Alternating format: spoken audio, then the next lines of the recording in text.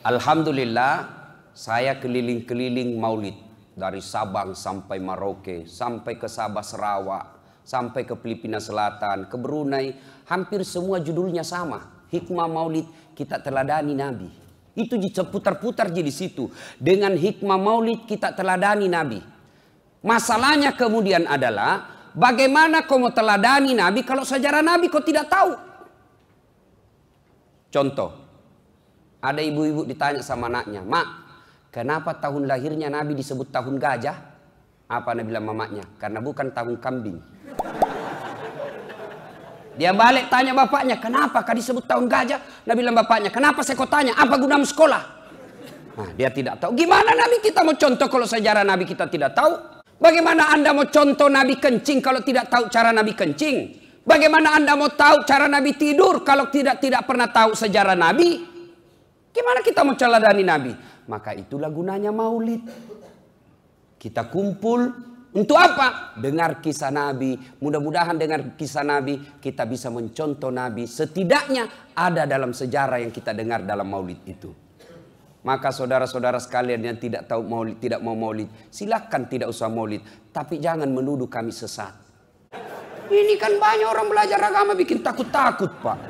Seolah-olah dia saja punya surga. Sedikit-sedikit bid'ah, masuk neraka. Nenekmu punya neraka, bos. Kasih masuki juga surga. Kan luas gitu surga. Biar seluruh dunia masuk, muat. Kalau kau tidak mau kami di tengah, biarlah kami di pinggir, teras-teras. Kau saja di tengah. Yang penting jangan kau kasih masuk ke neraka. Ada yang itu penceramah sangi neraka saja na cerita. Judul ceramahnya 140 kesalahan orang yang sholat. Banyak betul. Rukunnya saja cuma 13. Bikin ceramah kesalahan-kesalahan orang yang berjamaah. Kenapa bukan judulnya kesalahan orang yang tidak berjamaah? Ini bingung saya lihat ini. Tidak tahu belajar agama di mana.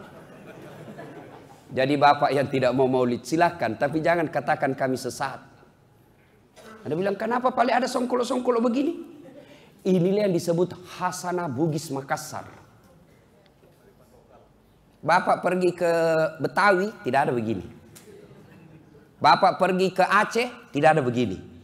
Apa ini? Beginilah cara kita, rasa gembira kita kepada Nabi.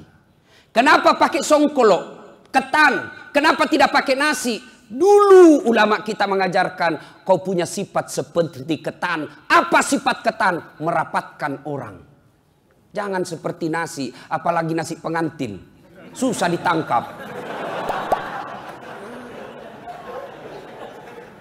Kenapa warnanya kuning umbul-umbulnya? Kenapa bukan merah? Kenapa bukan hijau? Kenapa kuning? Karena kuning itu adalah warna keemasan, warna kejayaan. Kita berharap Islam punya kejayaan.